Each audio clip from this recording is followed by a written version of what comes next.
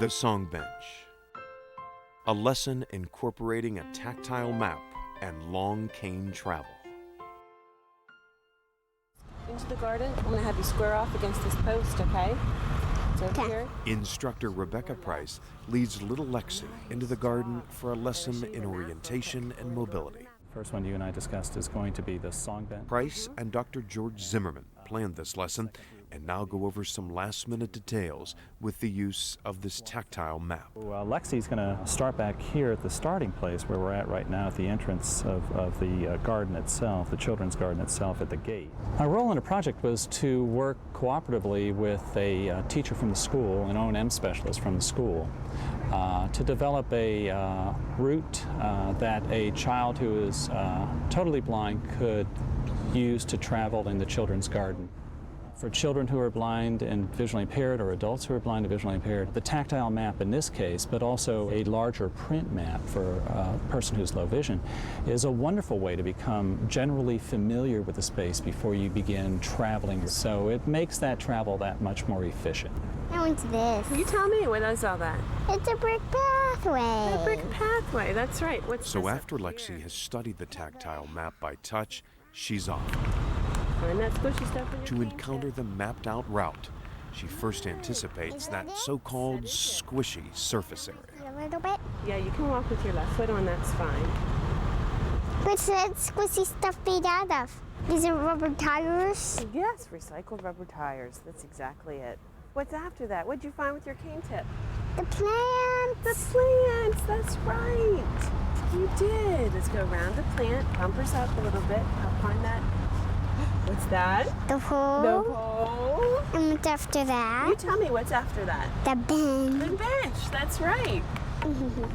The purpose of these lessons is actually twofold. The first purpose is to get Lexi to travel safely and with purpose to those specific play areas that we're going to be teaching her to travel to, so that she can engage in the activities there. Second purpose that we're going to be doing with Lexi is to get her to learn how to use a tactile map so that she can get this very broad picture, sort of like a bird's eye view of the entire garden space. And then to use the map throughout her learning of these specific routes that we're going to be teaching her. And as Lexi continues to successfully travel along, Dr. Zimmerman also explains the orientation and mobility lesson here is a new concept, a first adventure, because of what the garden offers.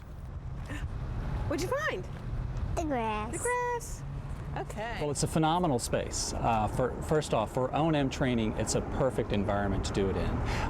Kids love to play, obviously, and the motivation here for this particular child that we plan to use is to get her to get to those places and to play. And so the routes that she's going to be learning, she's going to be highly motivated to want to learn, because it's going to get her to that end point where she'll be able to engage with play areas that will, be fun. The end point here is the song bench.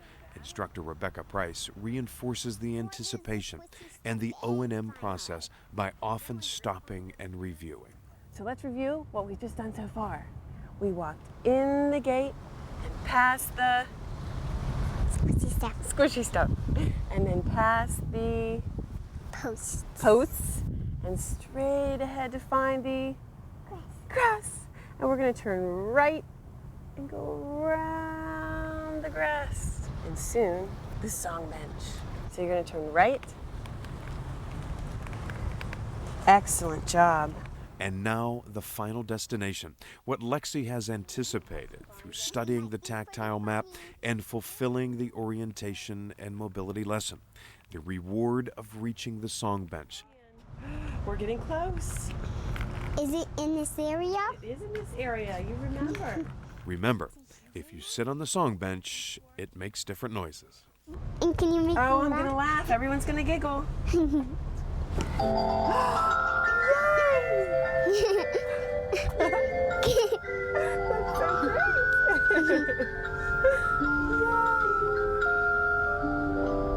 They do it?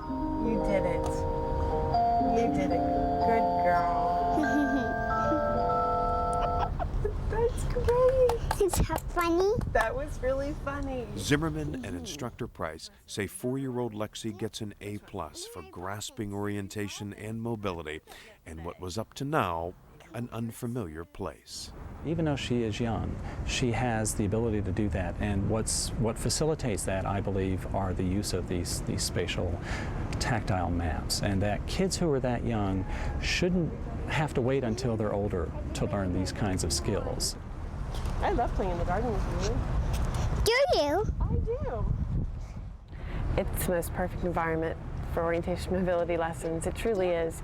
It incorporates so many things that I think most people tend to stay indoors for orientation mobility lessons, and to have this environment where you're incorporating so many different senses is a wonderful blessing. We came in the gate. We went straight ahead past what? The squishy stuff. The squishy stuff. We went past the... Studying the tactile map is key for a visually impaired student learning to move successfully in a new area like this. With Lexi, she is unique and has those fine motor discrimination skills that were very important to learning to explore tactile maps in an efficient, effective way. And first started with a map of her classroom, somewhere she's every day, so something she could learn quickly, and then went to a more elaborate outdoor garden area. There it is. There it is. Can you go around the post? So the whole point eventually is she'll have such a rich map that she'll be able to travel anywhere within this space and do it confidently and safely. Oh, nice ants. Oh, look at the butterflies. The butterflies. In her. She'll know where she is at any point in the garden because she'll be able to refer back to the map, the tactile map. She'll be able to find her position in reference to or in relationship to where the objects are also symbolized on the map as they are in actual space. So we have bricks used for the pathway that she's walking. We have foam used for the play areas that she's going to be contacting. We have a felt surface used to symbolize where the grass area is. So she'll be able to find her way that way. The other way is she's going to be using a lot of other secondary sensory information. So we have her using, while she's learning where she is on the map, she's also going to be listening to sounds around her. Guess what's happening? He's spinning. And repetition, review, are necessary in this lesson. Lexi, says her instructor, will soon get around without help. My hope is that one day Lexi will be able to independently explore the garden and choose whatever area she would like to play or explore that day, that she could do it independently without my assistance.